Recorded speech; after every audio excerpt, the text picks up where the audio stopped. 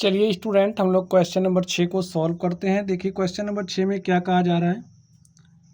इसमें कहा जा रहा है, मान लीजिए कि किसी समतल में स्थित सभी त्रिभुजों का सार्वत्रिक समुच्चय यू है। ठीक है, तो हमारे पास कोई सार्वत्रिक समुच्चय, स्टूडेंट सार्वत्रिक समुच्चय क्या है, यू है। और ये जो सार्वत्रिक समुच्चय है ये क्या है, यू है। ये क्या है, समझिए हमारा कोई समतल है और इस समतल है, इस समतल में सभी त्रिभुजों का समुच्चय यू हमारा क्या है, सभी त्रिभुजों का समुच्चय है। जितने भी तरीके के त्रिभुज हैं ये सभी त्रिभुजों का समुच्चय है। ठीक है, चलिए आगे देखते हैं। तो यहाँ पर भी लिख लेते हैं, यू हमारा क्या है, सभी त्रिभुजों का समुच्चय।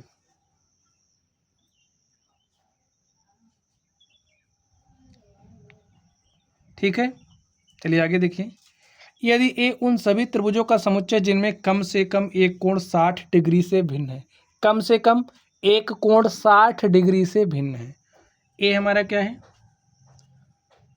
उन सभी त्रिभुजों का समुच्चय,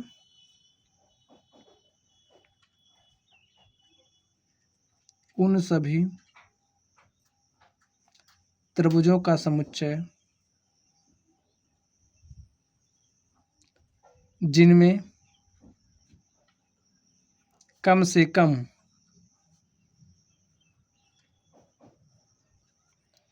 एक कोण 60 डिग्री से भिन्न है।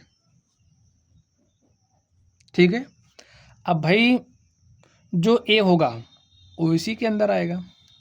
अब ए हमारा क्या है, उन सभी त्रिभुजों का समुच्चय जिनमें कम से कम एक कोण 60 डिग्री से भिन्न है। एक कोण क्या है, 60 डिग्री से भिन्न है। तो यहाँ पर देखिए आगे क्या कहा जा रहा है, तो ए डैश क्या है, हमें ए डैश बताना है स्टूडेंट क्या होगा। तो हम जानते हैं ए डैश हमारा क्या है, पूरक है किसका, ए का।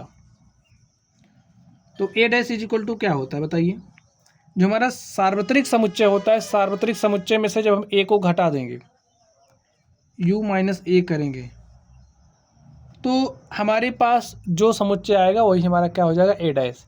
अब देखिए यू सभी त्रिभुजों का समुच्चय है, ए उन सभी त्रिभुजों का समुच्चय है जिनमें कम से कम एक कोण 60 डिग्री है। तो जब हम लोग यू माइनस ए करेंगे तो हमारे पास किस तरीके के त्रिभुज आएंगे, समबाहु त्रिभुज।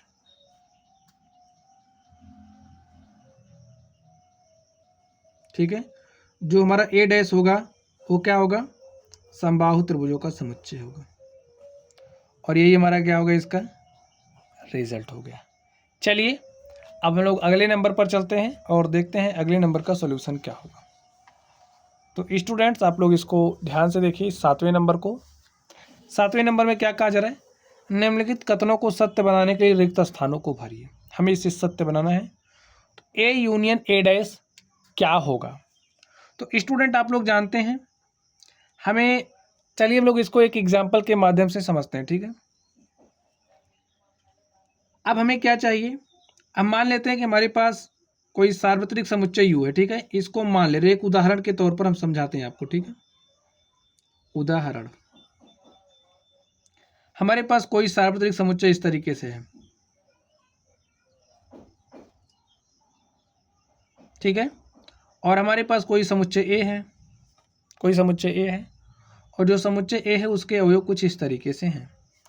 तो हमारा ए डैश क्या हो जाएगा बताइए, जो हमारा ए डैश होगा वो कैसे आएगा, जब हम यू में से ए को घटाएंगे। तो जब हम यू में से ए को घटाएंगे तो ए डैश हमारा उन अवयवों का समुच्चय होगा जो यू में तो है किंतु ए में नहीं है। तो यहाँ पर हम डायरेक्टली लिख दे रहे हैं, यहाँ पर 1 2 3 है, तो इसमें 1 2 3 छोड़ के बाकी सारे अवयव आएंगे। तो 4 5 6 7 8 आ गया। अब हमें ए यूनियन ए डैश चाहिए, यानी कि इसका और इसका यूनियन चाहिए। तो इसका और इसका यूनियन आप निकालिए, देखिए क्या आता है। अब जब हम इसका और इसका यूनियन निकालेंगे, ए यूनियन ए डैश उन अवयवों का समुच्चय होगा जो अवयव समुच्चय ए में है, समुच्चय ए डैश में है। हाँ, किसी अवयव की पुनरावृत्ति नहीं होनी चाहिए। तो जब हम सारे अवयवों को यहाँ पर लिखेंगे, देखिए 1 2 3, यहाँ से हो जाएगा 4 5 6 7 8। तो आप लोग कुछ देख पा रहे हैं, हमें क्या मिल गया, यू मिल गया। तो यहाँ से हम क्या कह सकते हैं, जो हमारा ए यूनियन ए डैश होता है, भाई कोई समुच्चय ए है और हमारे पास उसका पूरा के डैश है, ठीक है। तो जब हम उसका यूनियन लेते हैं तो हमारे पास किसके बराबर आता है, यू के बराबर। तो बस यहाँ पर क्या भरा जाएगा, यू। आप लोग बात समझ गए होंगे। चलिए अब हम लोग आगे ध्यान देते हैं। यहाँ पर देखिए फाई डैश इंटरसेक्शन ए क्या आएगा। तो सबसे पहले आपको समझना पड़ेगा कि फाई हमारा होता क्या है। फाई हमारा एक रिक्त समुच्चय होता है, ठीक है। रिक्त समुच्चय को हम लोग फाई से रिप्रेजेंट करते हैं।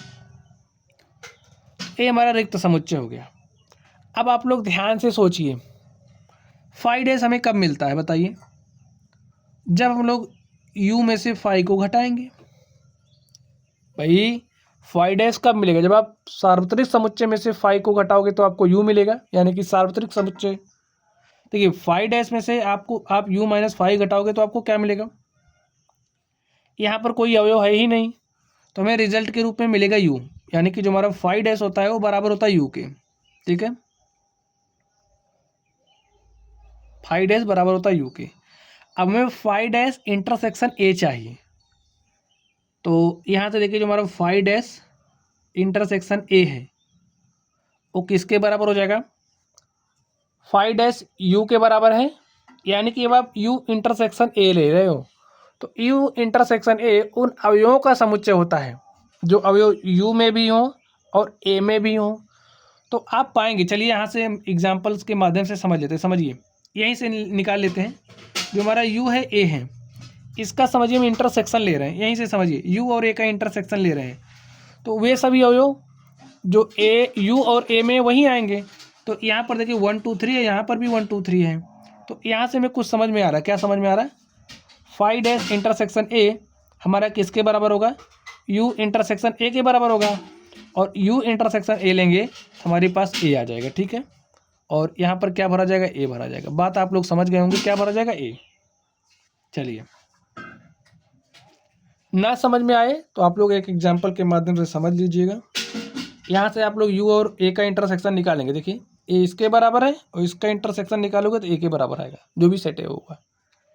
चलिए अब हमें ए इंटरसेक्शन ए डैश है, ये इंटरसेक्शन यानी कि सर्वनिष्ठ, ठीक है, जो समुच्चय ए और ए डैश में मौजूद हो।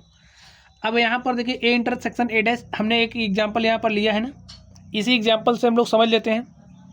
ए इंटरसेक्शन ए डैश हमारा क्या हो जाएगा, एक रिक्त समुच्चय होगा। आप कहोगे रिक्त समुच्चय क्यों, तो यहाँ से देखिए ए आप ए डैश का इंटरसेक्शन लेंगे तो आप पाएंगे आपको कोई भी अवयव नहीं मिल रहा जो दोनों में हो।